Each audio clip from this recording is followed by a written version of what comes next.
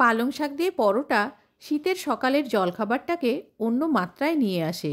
আর সেই পালং শাক যদি না বেটে পরোটা বানানো যায়, ঝামেলা অনেকটাই কমে যায়। পুদিনা পাতার চাটনি সহযোগে পালং শাকের পরোটার রেসিপি থাকছে আজ, আর থাকছে দীর্ঘক্ষণ কী করে পরোটা নরম রাখা যায় সেই টিপস।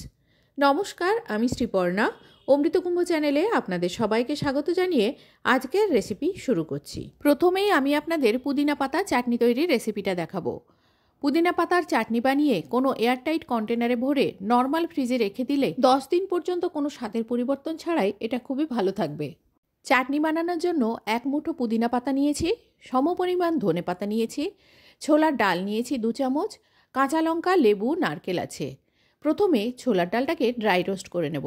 ছোলার ডালের বদলে চিনে বাদাম ব্যবহার করা যেতে পারে। ছোলার ডালটা ড্রাই রোস্ট করার জন্য গ্যাসে মিডিয়াম ফ্লেমে একটা কড়াই বসিয়ে দিয়েছি।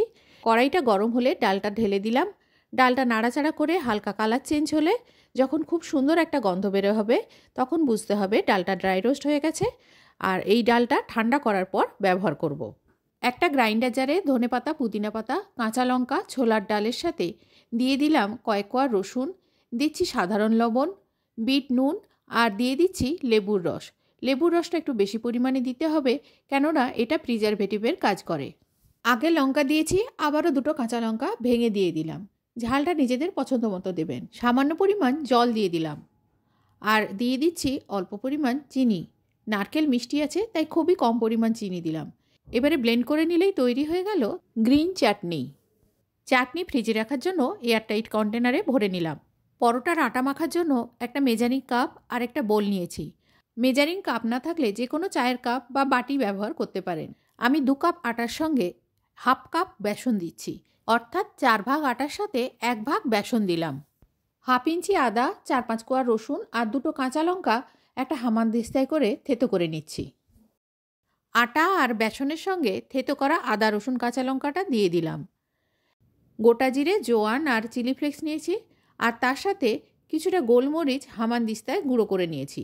সেই মশলাগুলো আমি দিয়ে দিলাম। পরিমাণ মতো নুন আর সামান্য পরিমাণ হলুদ গুঁড়ো দিয়ে দিলাম। দিয়ে দিচ্ছি সাদা তেল 1 টেবিল চামচ মতো। এবারে যে উপকরণের জন্য পরোটা অনেকক্ষণ পর্যন্ত নরম থাকবে, সেই উপকরণটা দিয়ে দিচ্ছি। টক দই দিয়ে দিলাম 2 চামচ। এবারে হাত দিয়ে এটা মেখে নিচ্ছি। যার নামে এই পরোটা, সেই জিনিসটা এখনও দিইনি। এবারে সেই পালং শাকের পরোটার জন্য নিয়ে নিচ্ছি কিছু পালং শাক। 1 আঁটি পালং শাক থেকে শেকড়গুলো বাদ দিয়ে ভালো করে বেছে নিয়েছি। আটার ইনগ্রেডিয়েন্টসগুলো রেডি করতে করতে পালং শাক কিছু ধুয়ে নিয়েছি। পালং শাকের পাতার থেকে ডাঁটার অংশটা বাদ দিয়ে শুধুমাত্র পাতাগুলো নিয়ে ছোট ছোট টুকরোতে কেটে নিয়েছি।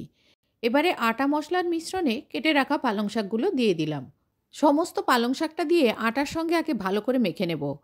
আটায় নুন দেওয়া আছে, তাই পালং শাক দেওয়ার পরে পালং শাক থেকে জল বের হবে, আর এই জলে আটাটা অনেকটাই মাখা হয়ে যাবে। এরপর অল্প অল্প জল মিশিয়ে মেখে নিয়ে একটা ডো তৈরি করে নেব। ঢাকা দিয়ে এটা 15 মিনিট রেখে দেব। 15 মিনিট পর দেখাচ্ছি, এটা কিন্তু খুবই নরম ডো তৈরি হয়ে গেছে। অল্প একটু সাদা তেল দিয়ে আটার ডোটাকে আরেকবার মেখে নিলাম। পরোটার জন্য লেচি নিয়ে গোল করে নিলাম। তারপর সেটা আটার মধ্যে ভালো করে এপিট ওপিট মাখিয়ে নিয়ে বেলুন চাকির সাহায্যে গোলাকার পরোটা তৈরি করে নিলাম। চৌকো, ত্রিকোণা, যা কিছু শেপের পরোটা বানিয়ে নিতে পারেন। আজকের পরোটা তাওয়ায় ভাজবো না, আপনারা তাওয়াতে ভাজতে পারেন। আমি একটা কড়াই তেল মাখিয়ে নিয়েছি, তারপর পরোটাটা দিয়ে সেঁকে নিয়ে আবার তেল দিয়ে এপিট ওপিট ভেজে নিলাম। তৈরি হয়ে গেল আজকের পালং শাকের পরোটা। পরোটার সঙ্গে খাওয়ার জন্য একটা 5 মেশালি সবজি বানিয়েছি, কিন্তু সেটার রেসিপি আর দিলাম না। ধনে পুদিনার চাটনির সাথে আজকে পরিবেশন করলাম পালং শাকের পরোটা। সবাই ভালো থাকবেন, ধন্যবাদ।